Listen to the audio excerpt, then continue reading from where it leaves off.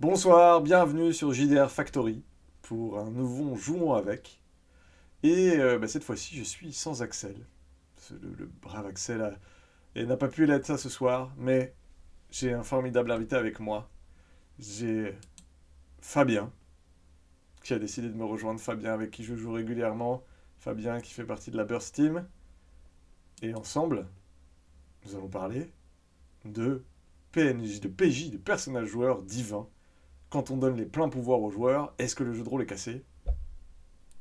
Nous allons répondre après le générique.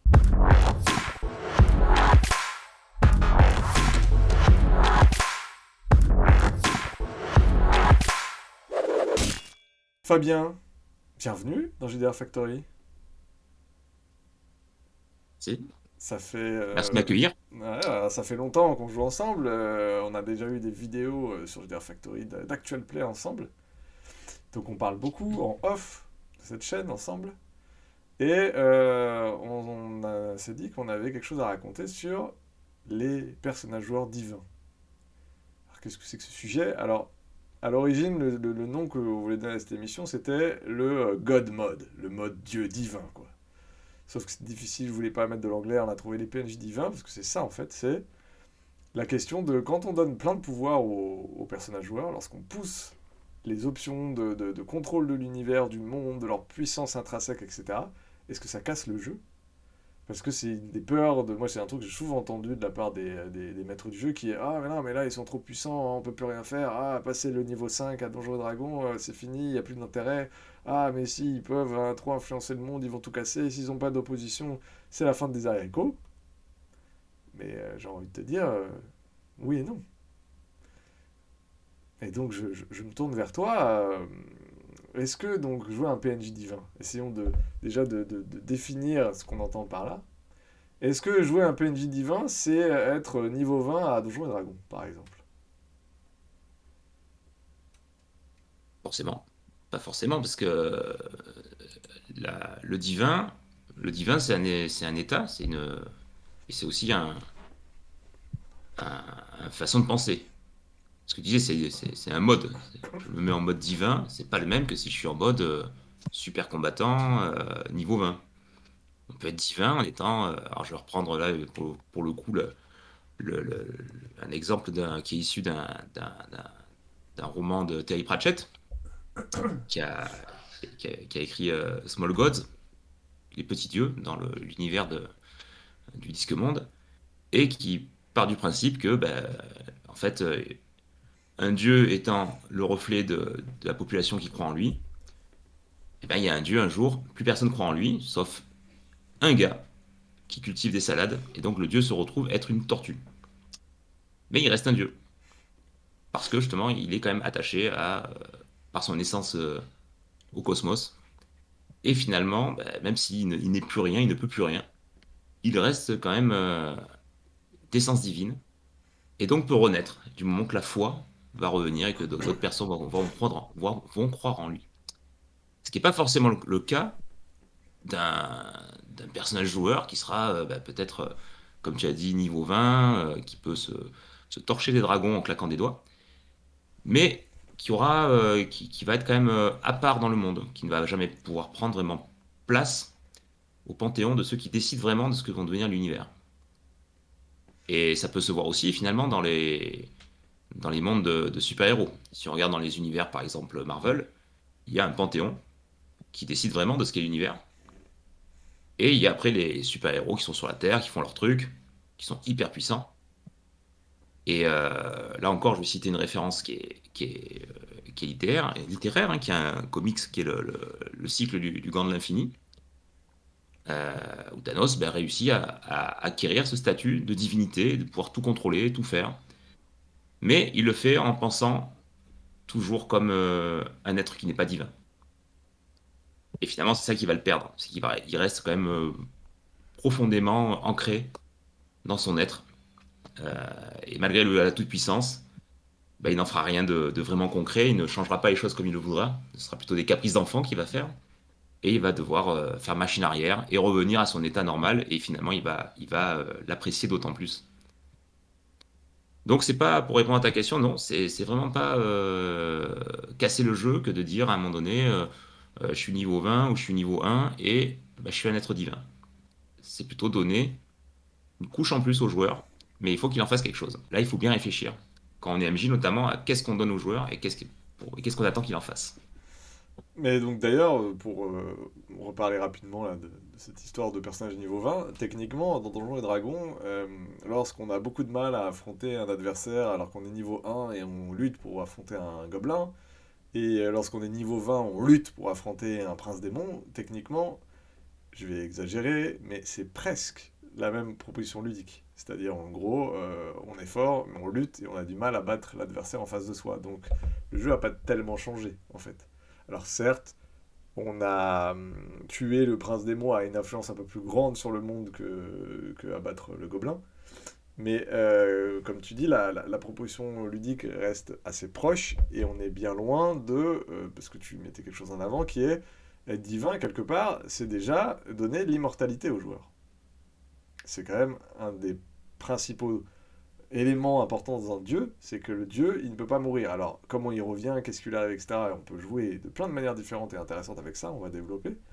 Mais c'est le principe, c'est-à-dire arrêter de... Enfin, tu peux être retardé, tu peux être mis de côté, tu peux être mis dans une bouteille, on peut détruire ton porteur quand on est une arme divine, par exemple dans Bloodlust, où on peut considérer que les armes dans Bloodlust sont des dieux, donc elles ne peuvent pas mourir, ou alors il faudrait vraiment, voilà, tu les fous au fond de l'océan et encore elles ne meurent pas, mais si quelqu'un un jour arrive à la retirer de la feuille de l'océan, bah elle continue. Et en gros, que ton porteur crève régulièrement, c'est pas grave, il y en a un autre qui te porte. Donc techniquement, voilà, Bloodlust c'est un bon exemple d'un God Games, on va dire, de premier niveau, puisque les armes dieux n'ont pas, en tout cas tout de suite, n'ont pas une influence sur le monde qui est tout de suite radicale, elles changent énormément, je veux dire, mais tu vas pas réécrire l'histoire de Tynephis obligatoirement, ou alors tu vas le faire après une longue campagne, tu vas pas obligatoirement tout de suite, tu vas pas donner en fait la capacité aux joueurs de changer le monde tout de suite.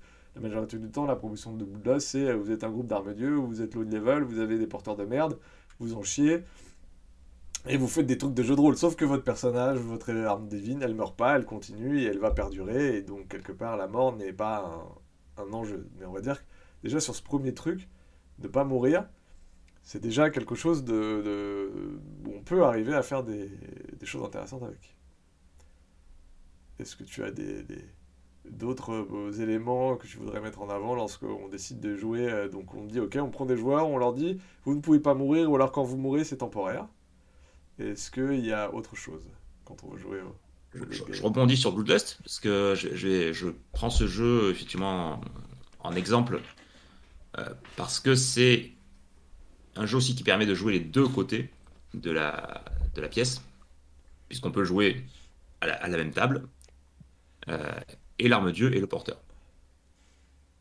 Chaque joueur va jouer donc cet aspect-là. J'ai eu le plaisir, parce que c'était vraiment très sympa, de le faire lors d'une convention, un scénario. Alors, je ne sais pas si c'est un scénario du commerce, en tout cas, un scénario, mais qui justement euh, nous mettait d'un côté les armes-dieu, de l'autre côté les porteurs, en face à face, par binôme, avec un enjeu fort, qui était de faire ou pas arriver l'apocalypse sur l'univers. Puisqu'on était les armes réunies, des sortes de cavaliers d'Apocalypse qui, une fois qu'on était ensemble, plus rien ne pouvait les arrêter et le monde allait irrémédiablement changer.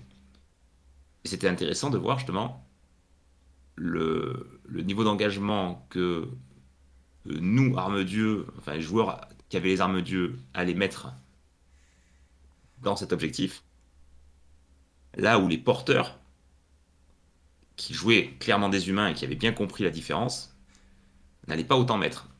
Parce qu'ils avaient bien compris que eux, ils étaient jetables. Alors que nous, même si notre plan foirait, on pourrait le recommencer plus tard. Et là, il y a vraiment des écarts de, de jeu, et je parle pas que de roleplay, là, je parle vraiment donc, comme tu disais, de propositions ludiques qui ont commencé à apparaître. Et ce qui était intéressant finalement, c'était la relation des deux, et qui montrait bien que on, on peut interpréter différemment la même aventure, puisqu'on a joué à l'examen la même chose, hein. Et Bloodlust, voilà, permet ça, permet de vraiment dire, voilà, Vous pouvez faire les dieux, vous pouvez. Vous pouvez faire les pauvres humains qui sont contrôlés par les dieux, vous pouvez. Mais c'est pas du tout le même jeu. On est bien d'accord que c'est deux choses différentes. Et c'est vrai que on, on a aussi cette notion dans d'autres jeux où on peut jouer à différents niveaux. Des gens qui ont une, on va dire une prise sur le monde parce qu'ils sont justement immortels. Ça peut être la proposition qu'on retrouve notamment dans Nephilim, puisque c'est un jeu aussi qui propose de jouer l'immortalité Rapidement, avec des êtres qui sont rapidement, des films, parce que au-dessus. j'allais en parler, ça fait partie de ça. Les films, on joue des êtres immortels qui se réincarnent d'époque en époque, qui sont un peu comme des génies dans une bouteille, et quand un être humain s'approche trop de cette bouteille, qui peut avoir des formes très variées, tu peux sortir de ça et t'incarner en lui. Sachant que s'il meurt, bah, t'as peut-être une chance d'aller te réincarner dans un autre humain. Mais autour de toi, le temps que t'es pas, tu dois t'incarner dans un humain, si tu le fais pas, tu risques de te dissoudre dans les champs magiques parce qu'il y a l'Orichalque qui a pourri les champs magiques et donc tu es faible à ça. C'est ta grande faiblesse, c'est ta kryptonite. Mais tant que tu arrives à trouver un hôte, donc tu es une sorte de parasite élémentaire, tu peux survivre et tu peux survivre à travers les époques. Évidemment, à chaque fois que tu es remis dans ta boîte, donc dans ta stase, on appelle ça, tu vas perdre de la mémoire et un des enjeux du jeu, c'est souvent de se rappeler. Et pour le coup, j'en ai déjà parlé sur cette chaîne, mais moi j'ai joué une campagne de Nephilim très longue pendant 3 ans. Enfin, très longue. Une des plus longues auxquelles j'ai joué. Certains me diront ah, ça fait 20 ans que je fais du Donjon et Dragon. Bref, une campagne en tout cas où j'ai joué à Nephilim en faisant jouer chaque époque d'incarnation. C'est-à-dire j'avais commencé à jouer avec les joueurs qui étaient donc des personnages, enfin des Nephilim qui viennent juste de réveiller, qui n'avaient plus de souvenirs, qui se rappelaient de rien. Et ils essayaient de se souvenir, ils allaient sur les lieux en pèlerinage où ils avaient des vagues souvenirs, et quand ils mettaient la main sur un objet, une pierre, un endroit où ils avaient souvenir, hop, on s'arrêtait et on commençait à jouer sur 4 5 10 séances peut-être, le souvenir, l'époque où, je sais pas, à l'Égypte antique ou dans la Grèce antique, etc. Et tout ce qu'ils avaient fait dans le passé avait évidemment pouvait avoir des conséquences dans le présent. Et donc ce temps long, qui est un peu le corollaire de l'immortalité, c'est un ressort très intéressant et qui permet donc de proposer des choses assez originales et différentes. Donc grâce à l'immortalité et au fait que immortalité sur le temps long, mais vous pouvez avoir des moments d'oubli, des moments de perte, des moments de remise en stase à la Néphilim. Le temps passe, donc vous pouvez jouer à différentes époques d'incarnation. Et donc voir les conséquences, parce que c'est surtout ça, c'est un des trucs les plus intéressants quand on est Dieu, c'est les conséquences de ce qu'on a fait sur le temps long. Et il y a tout un ressort très intéressant là-dedans. Là, tu vois, pour ça, je pense qu'il faut aussi bien insister sur ce que bah, je disais au début, le fait d'être une entité qui est reliée au cosmos, mais au cosmos de l'univers dans le sens de la cosmogonie de l'univers, donc en fait ce qui le compose. Et si l'univers est composé de dieux, d'essences magiques les Néphilim par exemple, ou d'un panthéon de dieux pour beaucoup de jeux de médiéval fantastique, c'est important, ça a vraiment un vrai impact. Parce que sinon, qu'est-ce qui différencie Néphilim euh, d'un jeu d'immortel qui reprendrait par exemple le concept d'Highlander ou tout simplement un jeu de vampire où effectivement on a une immortalité qui permet de traverser les âges, mais on n'a pas de prise sur le cosmos. On n'est pas acteur de ce cosmos. Déjà parce qu'on n'est pas lié à la création, alors que théoriquement les dieux, de part, là on en revient encore à des, peut-être aussi à des croyances théologiques qu'on peut mettre dans la plupart des jeux où on pourrait jouer des dieux, mais les dieux ont une part très importante et ont pris part à la création. Et c'est ça qui les différencie au final des mortels. Et ce qui fait aussi qu'ils peuvent continuer à intervenir sur le monde où ils évoluent. Et donc justement, en parlant de panthéon de dieux, mais quand on joue vraiment des dieux, dont faire partie du panthéon qui a créé l'univers, euh, on va parler d'Ambre, qui me semble, dans son style aussi, emprunté pas mal au God Games. Je pense qu'on peut aller plus loin qu'Ambre, vous allez voir pourquoi, mais dans Ambre, on joue les descendants de la famille royale du centre de l'univers. Il y a un centre de l'univers, il est là, il existe, c'est là la réalité, et tout le reste de la réalité ne sont que des projections de ce centre de la réalité. Et donc, on est des descendants de ça, on est clairement des dieux, on est supérieurs en tout, pratiquement tout ce qu'on peut rencontrer dans les ombres, c'est-à-dire les reflets de Ambre, et donc de la seule réalité. Et dans Sur ces la Terre. reflets-là, comment? dont la Terre est Oui, une de ombre. la Terre est une ombre d'ambre, tout à fait. Et donc, grâce à notre origine, on est capable d'influencer le monde de manière très drastique. C'est-à-dire quand on va sur Terre, on peut changer la réalité, si on veut faire oublier des souvenirs à quelqu'un, modifier la Terre en faisant une Terre parallèle comme on l'entend, comme on veut, on crée sa propre ombre, et on est le petit dieu de l'ombre qu'on a créé. Mais je dis bien petit parce que c'est important. Ambre reste quand même un jeu où il y a des garde-fous, c'est-à-dire qu'il y a toujours plus puissant que toi. Il y a souvent tes parents, voire tes grands-parents, qui sont plus vieux, plus balèzes et qui peuvent te mettre des fessées à peu près n'importe quand. Et comme en gros le plus important c'est d'être le roi d'Ambre ou d'être en tout cas dans la cour d'Ambre et de maîtriser Ambre, Ambre par contre, bah, quand il y est, certes t'es de la famille royale, t'es plus important et plus puissant que le garde de base, mais comme on l'a dit, celui qui est sur le trône, et bah, il peut te mettre des fessées, et voilà, tu peux essayer de conquérir le trône, d'essayer d'être le centre de l'univers, mais donc tu te retrouves dans un jeu à ce moment-là de médiéval fantastique classique où il y a un usurpateur sur le trône et tu essaies de lui prendre la place et c'est difficile et il est fort etc. Et en gros, aller faire menu sur la terre et modifier les ombres et faire ton ombre, bah, au bout d'un moment, ça n'a pas il n'y a pas d'enjeu puisque il y en a des milliards, ton nombre de reflets de la Terre que tu maîtrises est une parmi tant d'autres. Tu peux avoir 4 joueurs peuvent maîtriser une Terre à eux, ou n'importe quel autre univers d'ailleurs.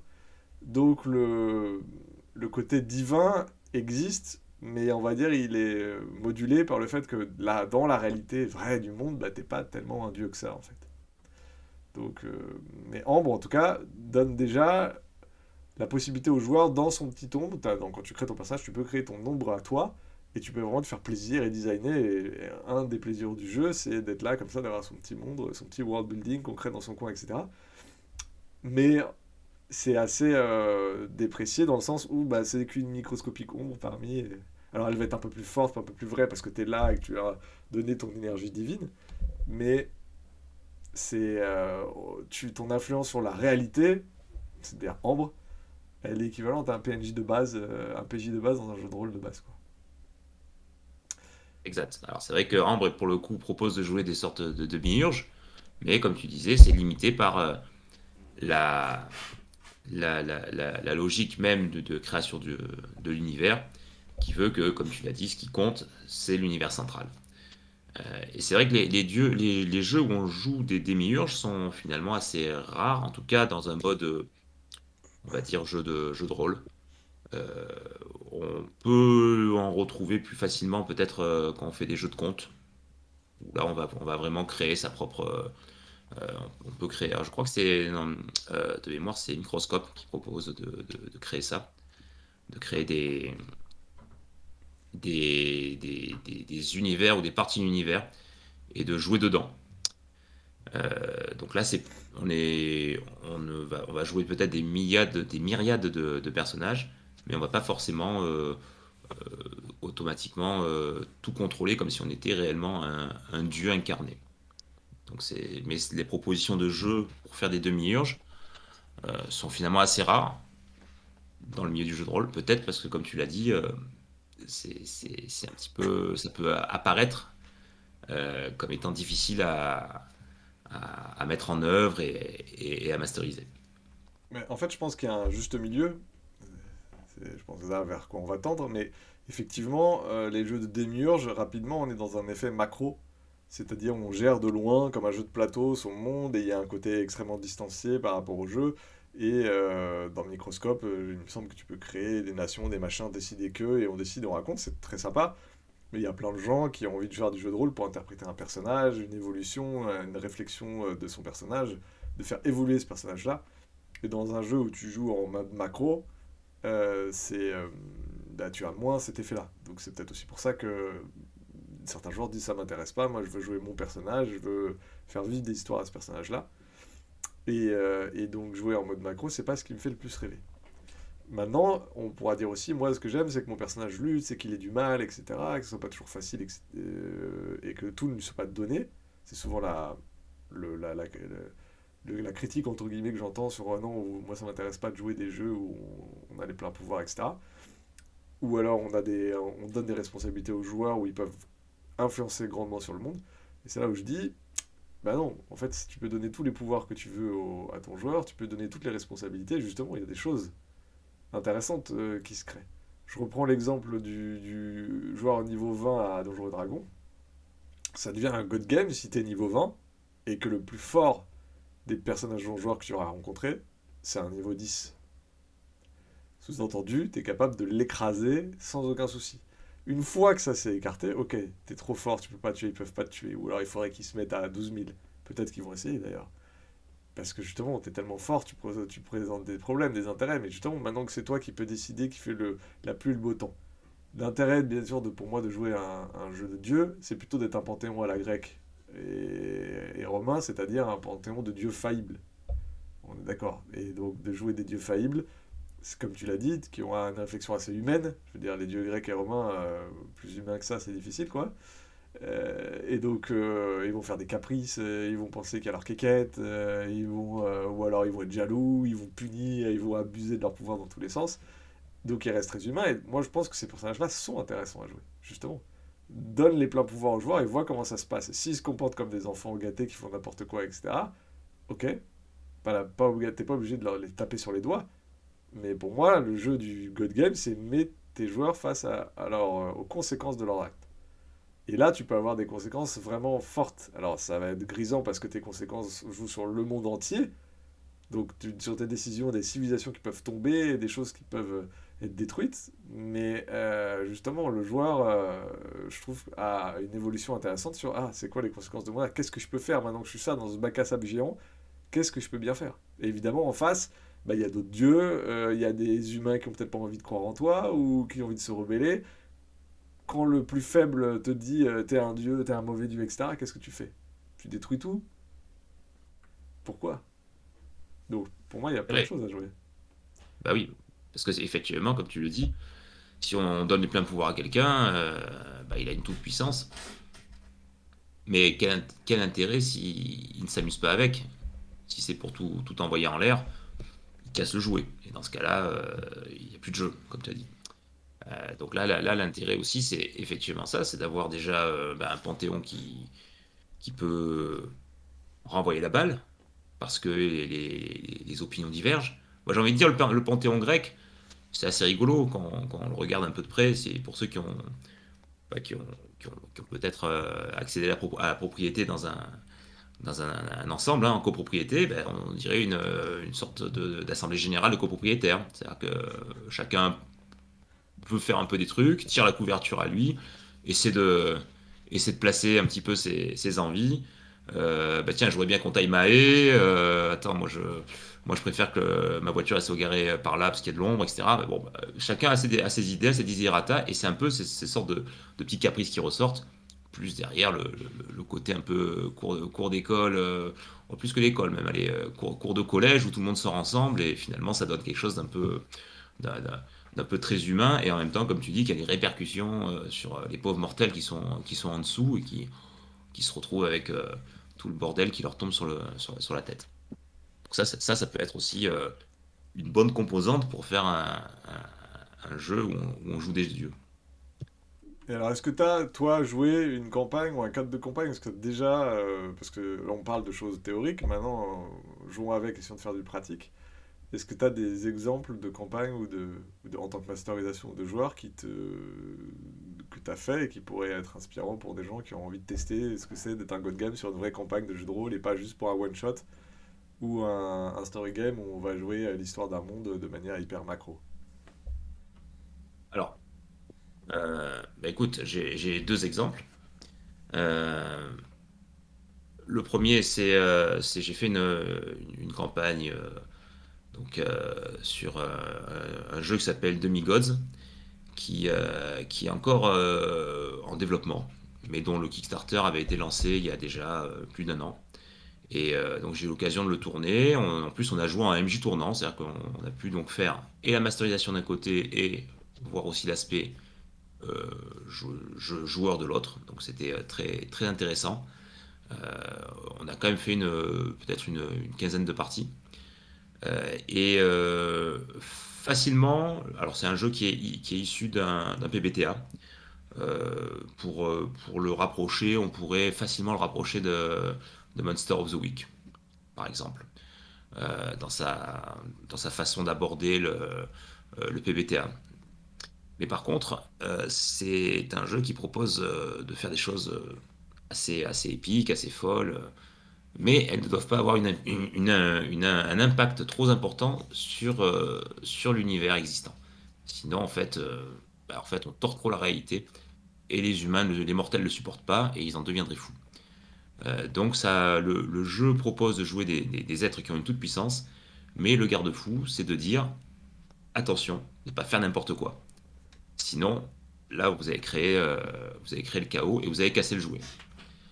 Et ça a été assez intéressant à jouer, euh, à tel point qu'au début, on était très timorés et on faisait des choses qui étaient assez fines. On jouait plutôt dans le drama. Là, ça tournait vraiment aux histoires du Panthéon grec.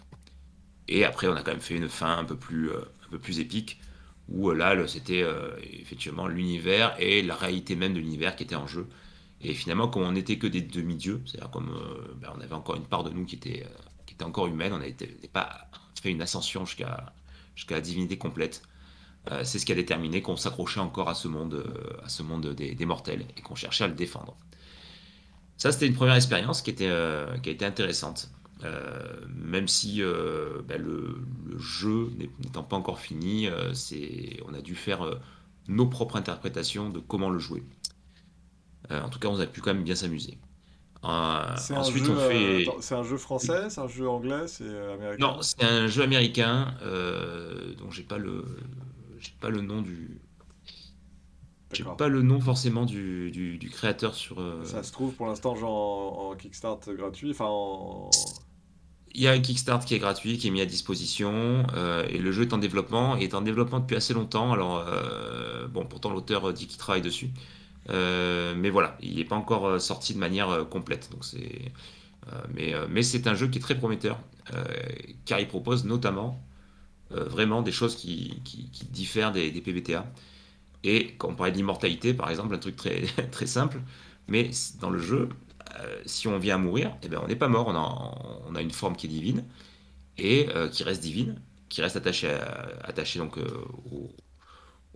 ce qui s'appelle en fait une sorte de ce qu'on appelait le crochet, mais c'est en fait un lieu un lieu ou un objet qui réunit les demi-dieux, donc le groupe qu'on formait ensemble. Et en fait, l'esprit va rester donc accroché à cet endroit-là et va pouvoir continuer à agir. Donc, même si on meurt dans le jeu, Si on perd son on est, enveloppe physique, quoi, de ce que tu on décris. perd son enveloppe physique, on perd une grosse partie de ses pouvoirs, mais on acquiert un pouvoir spécial de quand on est mort, justement. Et ça nous permet de continuer à jouer et à aider les autres et à participer au jeu tout en étant mort. Sachant que l'idée, c'est qu'après, eh ben, les autres joueurs vont faire en sorte de ramener celui qui est passé au trépas. Car finalement, on a bien vu qu'il est tout à fait possible d'aller chercher quelqu'un qui est mort dans les enfers pour le faire revenir, ou de faire un rituel qui va régénérer son corps, peu importe. On est un dieu, donc on n'a pas, on n'a pas à se soucier comme ça d'une disparition matérielle.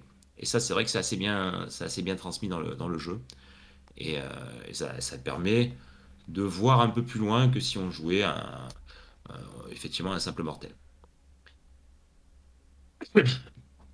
Et donc, deuxième exemple que j'ai aussi, c'est avec toi, hein, Matt. On fait actuellement donc un- alors une partie qui est inspirée donc de Shadow of the Demon Lord, puisque c'est le système et le monde que tu nous as présenté, c'est celui-là, dans lequel on joue des dieux, on joue des dieux de cette période. Et sauf que ce qui est intéressant, c'est que tu as bien repris la totalité du système. Et donc on a démarré level 1. Donc, mais avec le souvenir, en tout cas c'est ce que on a pris comme postulat, avec le souvenir qu'on on est des dieux. Donc voilà, pour moi c'était clair. Je vole dans le ciel, je tire des éclairs et des yeux. Ben, rien ne peut m'arrêter. Sauf que dans les règles, je suis level 1, et n'importe quel brigand avec un gourdin, il m'assomme et il me crève. Donc ça a été intéressant parce que le début, ça a été un peu cet apprentissage de qu'est-ce que je fais quand narrativement je me suis mis dans la position d'un dieu, mais la mécanique va me donner tort. Attends, pour aller plus loin dans le truc, quand un brigand te met un gourdin et t'écrases la tête, mais tu reviens quand même. Tu régénères, Oui, tu ressuscites. En gros, t'es quand même immortel, donc... ça c'est justement c'est le petit plus qui fait que on est des dieux et on le restera. Et donc on sait que d'un coup on a des possibilités qui sont beaucoup plus élevées et qu'on peut prendre des risques et qu'on peut faire en fait beaucoup plus de choses que si on craignait pour la suite parce qu'on pensait disparaître. Et Truc à là, la c'est con, clair vous que n'avez ça pas besoin de dormir, vous n'avez débloque. pas besoin de manger, et vous n'êtes jamais fatigué. Et c'est des trucs cons, mais Voilà. juste ces quelques règles apportent plein de trucs sympas, comme genre, j'avais calculé que si vous arrêtiez jamais de courir, en 24 heures, vous faisiez genre 240 bornes en mode Terminator et que ça n'arrête pas, donc tu changes, je trouve, de manière assez marrante, l'attente d'un jeu comme à niveau, quoi. Euh, Oui, et même ça a transformé réellement la façon d'aborder le jeu et de jouer. C'est des jeux, moi tu sais que j'aime beaucoup jouer en Play Toulouse, donc voilà, prendre des risques, y aller, tant pis, mais ça marche bien avec les jeux narratifs, et genre PBTA, avec Fiasco, des trucs où de toute façon on est fait pour ça, on est fait pour vivre le drama, pour voir ce qui va se passer, donc on peut prendre des risques, et généralement c'est des jeux qui vont plutôt, on va dire, infliger des états ou des souffrances aux joueurs, pas être punitif par une perte de points de vie qui va tuer le joueur et arrêter le jeu. Donc c'est vrai que là, ça permettait de prendre cette approche qui n'aurait que je n'aurais jamais pu prendre si on avait vraiment joué à Shadow of the Demon Lord avec les règles et que bon ben voilà à un moment donné tu meurs c'est fini. Tu vires ta feuille de perso t'en prends une autre.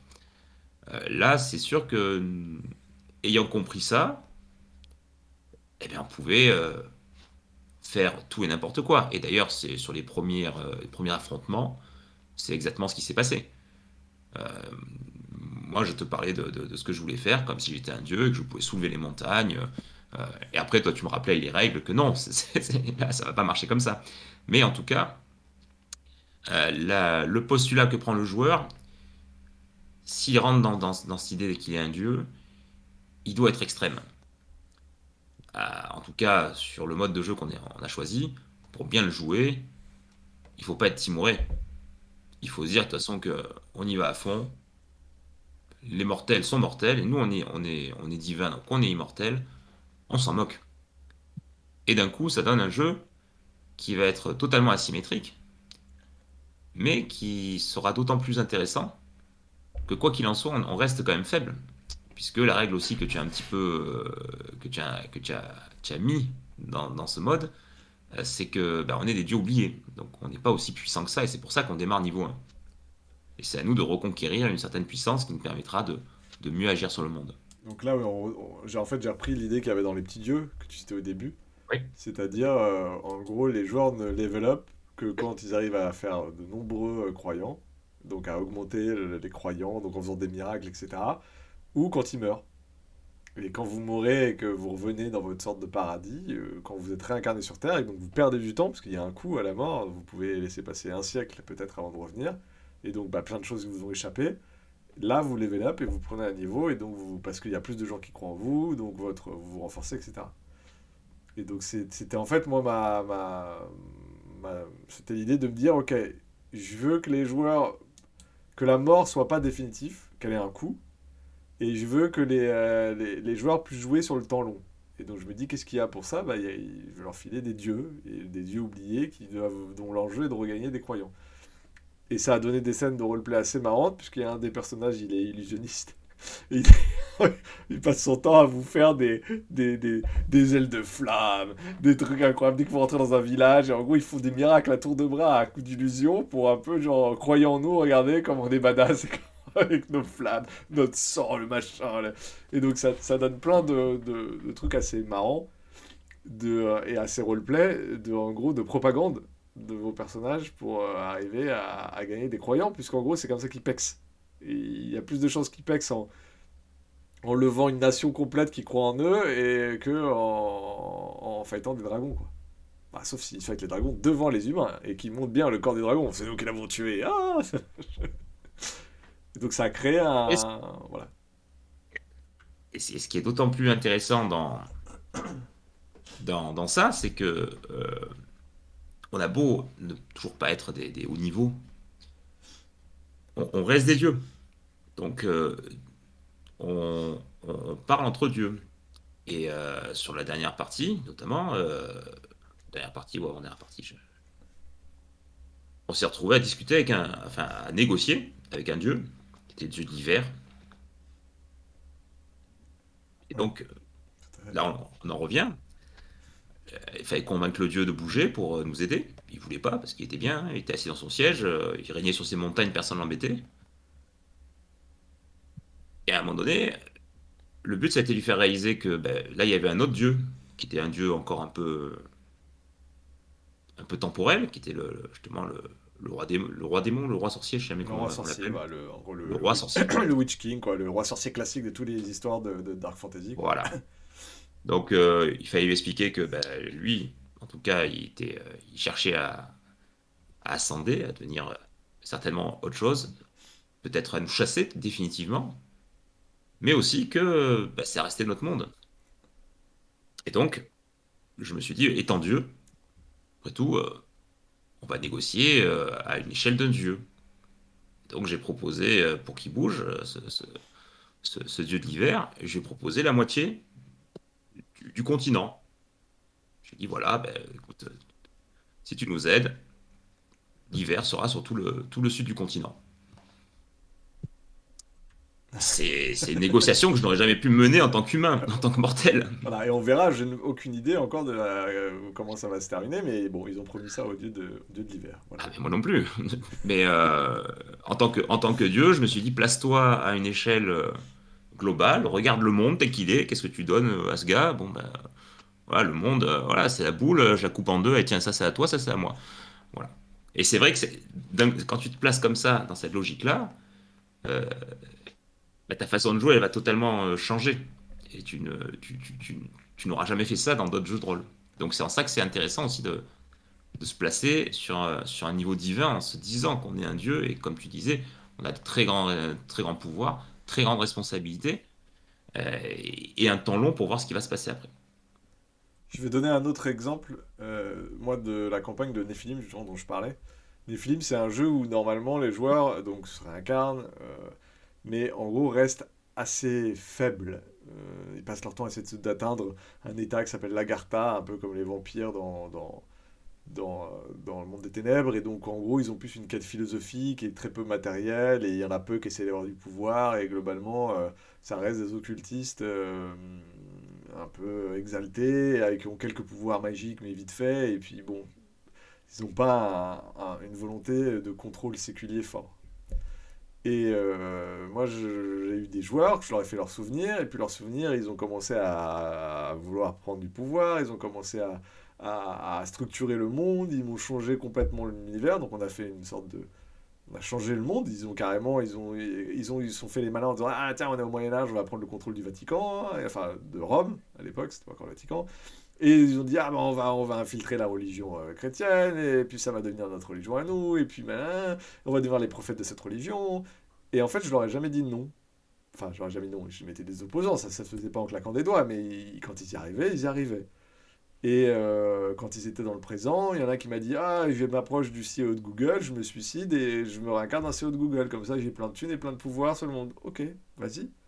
Évidemment, bah, il y avait des conséquences, c'était pas aussi simple. Quand il est CEO de Google, c'est bien joli, mais il y a toutes les responsabilités, il est plus aussi libre de ce qu'il fait.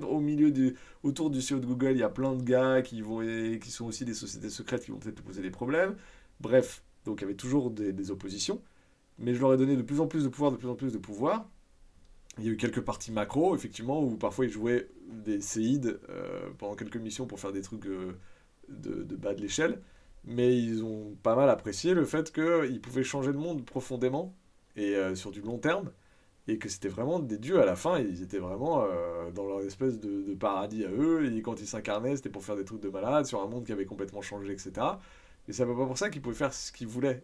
Et même s'il aurait donné tout le pouvoir de changer le monde, il n'avait pas l'impression d'être omnipotent comme un dieu unique d'une religion monothéiste. Et voilà, il y a aussi l'idée que, comme tu as dit, on n'est pas un dieu unique d'une religion monothéiste. On reste un dieu parmi d'autres dans un panthéon. Donc, c'est vrai que ce postulat, en tout cas celui qui est celui de quasiment tous les jeux dont on a parlé, fait que on a une prise sur la réalité, on a un contrôle sur le monde, mais quoi qu'il en soit, on n'est pas seul. On n'est pas un créateur unique qui maîtrise tous les paramètres, et ça, ce serait pas rigolo. Parce que ça veut dire qu'on jouerait tout seul dans son coin, c'est pas pour ça qu'on fait le jeu de rôle. Donc, cette notion aussi de dire que, eh ben, on n'est pas seul, il y en a d'autres comme nous, qui continuent à façonner le monde, à le maîtriser, etc. Ce que tu citais sur Ambre, hein, voilà, on peut faire dans son bac à sable bien sympa dans son coin, mais on n'est pas seul et il y en a d'autres qui peuvent aussi faire pareil, voire plus, et qui peuvent venir nous embêter dans notre bac à sable. Et ça, c'est ça qui est intéressant. Et c'est ce qui fait que même si on a plein de pouvoirs et que on pourrait tout résoudre dans un claquement de doigts, il reste quand même des choses à faire et il y a toujours un intérêt à jouer. Voilà, bah écoutez, je pense qu'on a fait un petit peu le tour du God Games, du dieu divin. En gros, ne dites pas non à vos joueurs, allez-y, donnez-leur des pouvoirs, donnez-leur des responsabilités, permettez-leur de jouer sur le temps long. Et en fait, c'est tout à fait jouable. Il y a plein de trucs assez sympas. Évidemment, si vous aimez Warhammer, j'adore Warhammer. Et donc jouer les pieds dans la boue et lutter pour arriver à péniblement gagner un sou en jouant de la mandoline à nul, en espérant peut-être abattre ce culte du chaos tenu par des barbiers, c'est super, c'est très bien, entendons-nous. Mais de temps en temps, pour changer la donne, permettre à vos joueurs d'être des dieux, bah ça peut être sympa. Merci Fabien d'être venu. Merci à toi. Eh ben écoutez, à bientôt avec Axel qui va revenir évidemment, hein, et puis à des prochaines aventures sur GDR Factory. Salut!